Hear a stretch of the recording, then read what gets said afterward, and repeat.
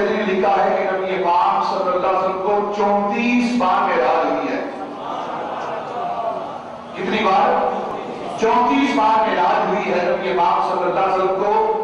11 مرتبہ نیند کی حالت میں منامی، 11 مرتبہ چلتے پھرتے جاتے ہوئے، اور 11 مرتبہ نماز کی حالت میں، اور 1 مرتبہ اپنے وجود کے ساتھ جاگتے ہوئے بشری بدن کے ساتھ. جس معراج کا آج ہم ذکر شروع کر رہے ہیں یہ آخری معراج ہے جو 27 رجب کو ہوئی ہے نبی پاک صلی اللہ علیہ وسلم کی ذات بابرکات کو. نہ یہ منامی ہے، نہ فقط خیالی ہے، نہ صرف نماز کے اندر ہے، نہ صرف روحانی معراج ہے، یہ آپ کے جسم کی معراج ہے. آپ اللہ رب العزت کی بارگاہ میں معراج کے لیے گئے، آپ کو عروج ملا، پرواز ملی، بلندی ملی. کس حالت میں بلندی ملی؟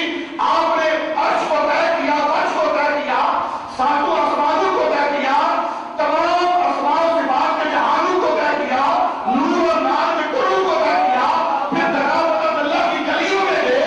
یہ معراج آپ کے جسم کو بھی، صرف جسم کو نہیں ہوئی، جسم پر جو لباس تھا اس کو بھی.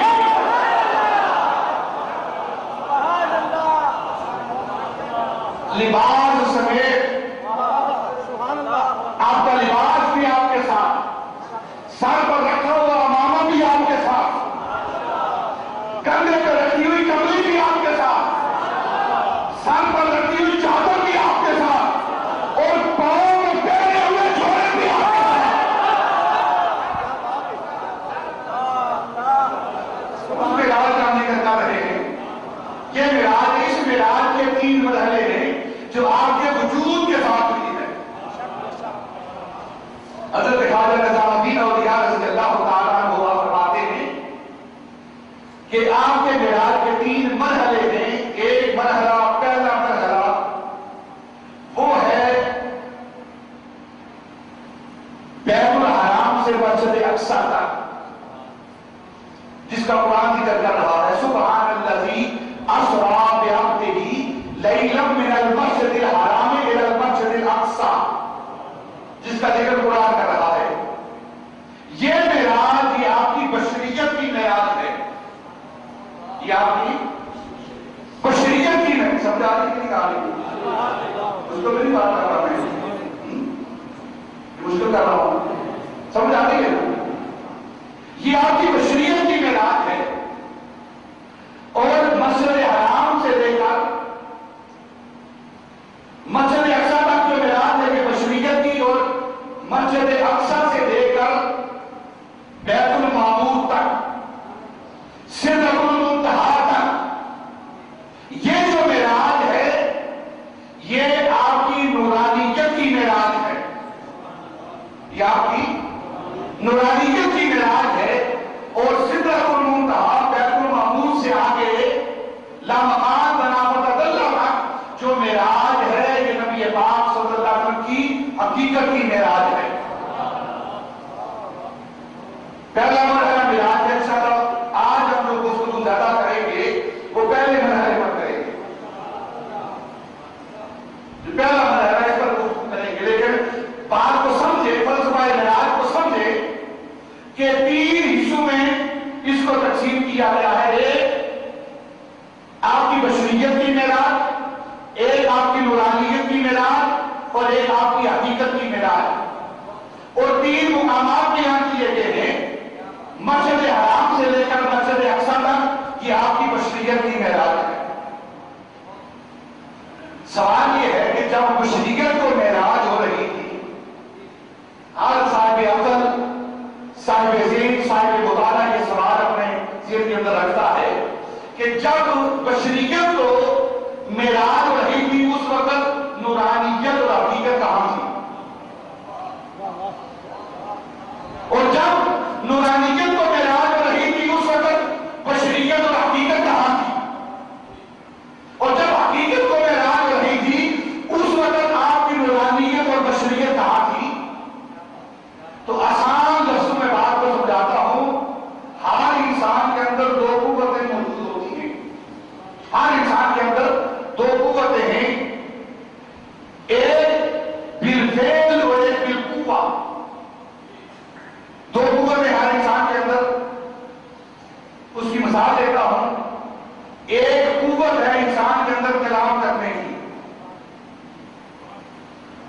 انسان قیام کرتا ہے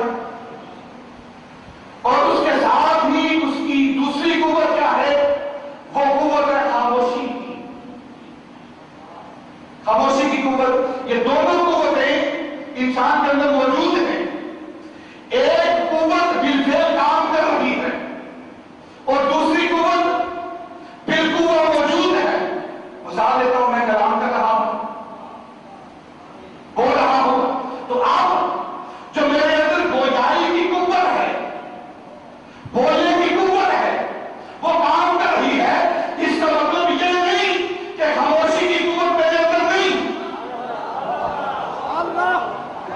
یہ بات سمجھا رہا ہوں، دو قوت انسان کے اندر، ایک قوت ہے گویائی جو اس وقت میرے اندر ہے، اور ایک قوت ہے خاموشی جو آپ کے اندر ہے۔ دونوں قوتیں ہیں، قوت ہے گویائی، میں بول رہا ہوں، آپ خاموش ہیں۔ جب آپ بولیں گے سبحان اللہ کہیں گے، میں خاموش ہو جاؤں گا۔ تو یہ دونوں قوتیں موجود ہیں۔ جب ایک قوت کام کرتی ہے تو دوسری قوت بالقوہ موجود ہوتی ہے، یہ نہیں کہ جدا ہو جاتی ہے، وہ اس کے اندر موجود رہتی ہے۔ تو اسی طرح یہ مثال دے کر بات سمجھا رہا ہوں کہ جب نبی پاک صلی اللہ علیہ وسلم کی بشریت کو معراج ہو رہی تھی، نورانیت بھی موجود تھی، حقیقت بھی موجود تھی، لیکن غلبہ بشریت کا تھا،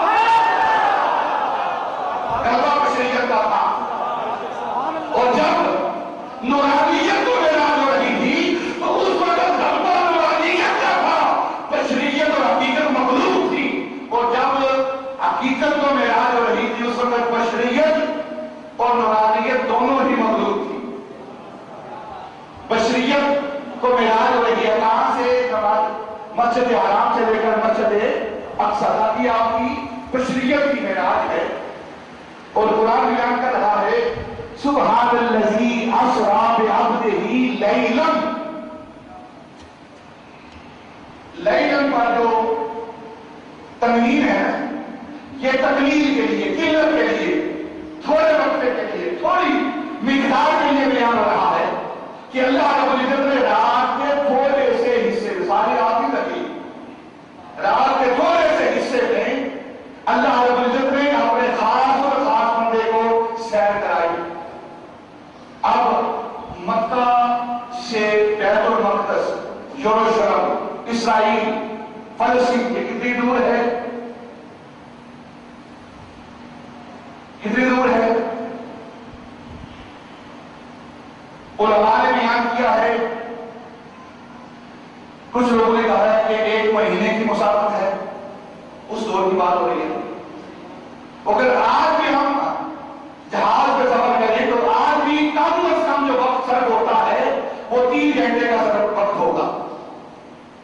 3 گھنٹے کا کم از کم جہاز پہ تیز رفتار سواری پہ 3 گھنٹے کا سفر ہوگا۔ اور اللہ رب العزت فرما رہے ہیں کہ جو بشریت کا دعویٰ کرتے ہیں کہ ہم بھی رسول جیسے بشر ہیں، تو رسول دعویٰ ہے جو 3 گھنٹے کا سفر رات کے 1 لمحے میں طے کرتا ہے۔ اتنی بات کرنے کے باوجود تم پھر بھی اپنے آپ کو رسول جیسا بشر کہتے ہو۔ رسول دعویٰ ہے جو بیت الحرام سے مسجد اقصی تک رات کے تھوڑے سے حصے میں سفر کر دیتا۔ یہ آپ کی بشریت کی معراج ہے۔ اور دوسرا مرحلہ ہے آپ کی نورانیت کا، وہ کیا ہے کہ آپ بیت المقصد، بیت الاقصی سے، بیت المقدس سے سدرۃ المنتہا تک، بیت المعمور تک جاتے ہیں براق پر سوار ہو کر۔ کچھ سوال ذہنوں میں اوپر رہے ہیں، انشاءاللہ اس کے جواب آگے آتے ہیں۔ براق پر سوار ہو کر آپ جاتے ہیں، براق کی رفتار کیا ہے؟ احادیث میں آتا ہے کہ براق کی رفتار کا عالم یہ ہے کہ جہاں اس کی نظر پڑتی ہے نا، براق کی جہاں نظر پڑتی ہے وہاں اس کا پہلا قدم پڑتا۔ لیکن ہم دیکھتے ہیں آسمانوں کی طرف، ہماری نظر ڈائریکٹ آسمان پر پڑتی ہے، لیکن ہمارا قدم وہاں نہیں پڑتا، صرف نظر پڑتی ہے ہماری۔ اور براق کی شان کیا ہے؟ براق کی شان یہ ہے کہ جہاں اس کی نظر پڑتی ہے وہاں اس کا قدم پڑتا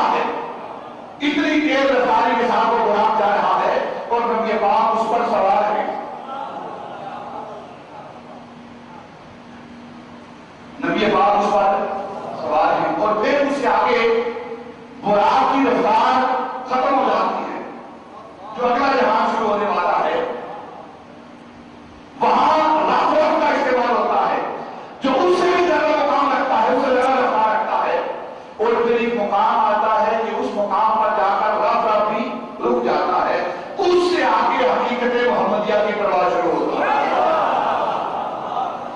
ایک سوال اکثر لوگ رکھتے اور کرتے ہیں کہ آپ بیان کرتے ہو کہ نبی پاک صلی اللہ علیہ وسلم معراج کی رات بیت الحرام سے مسجد اقصی کے اندر آئے، وہاں نبیوں کو امامت کروائی. جب امامت کروائی تو اس کے بعد نبی پاک براق پر سوار ہوئے.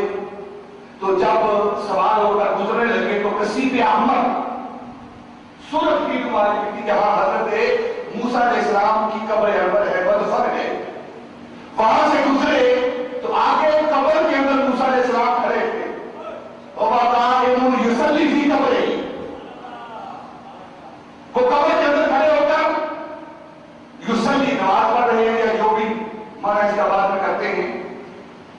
تو آپ کہتے ہیں کہ نبی پاک صلی اللہ علیہ وسلم آپ افضل الانبیاء ہیں، امام الانبیاء ہیں.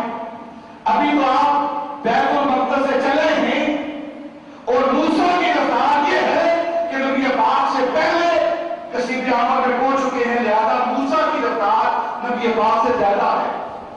تبھی تو پہلے پہنچے، پہلے مسجد اقصی کے اندر ہیں اور پھر نبی پاک وہاں پہنچے نہیں اور موسیٰ پہلے وہاں پہنچ چکے ہیں.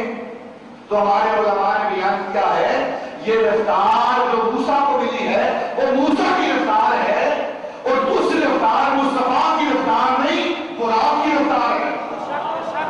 اور براق کی رفتار سے موسیٰ کی رفتار زیادہ ہے. تبھی تو پہلے پہنچے ہیں. اور جب براق کی شان یہ ہے کہ جہاں اس کی نظر پڑتی ہے وہاں اس کا قدم بڑھتا ہے. براق کی اتنی رفتار ہے اور براق سے زیادہ تیز رفتار موسیٰ کی ہے. اگر براق چشمے بدن میں ایک آنکھ جھپکنے کے اندر وہ پہلی نظر کے ساتھ آسمانوں سے آگے گزر جاتا ہے تو نبی جس کی رفتار تیز ہے وہ اپنے مقام سے گزر کر کسی بھی دنیا کے کونے میں نہیں آ سکتا، کیونکہ براق سے زیادہ رفتار نبی کی ہے. جب موسیٰ کی رفتار زیادہ ہے تو پھر تاجدار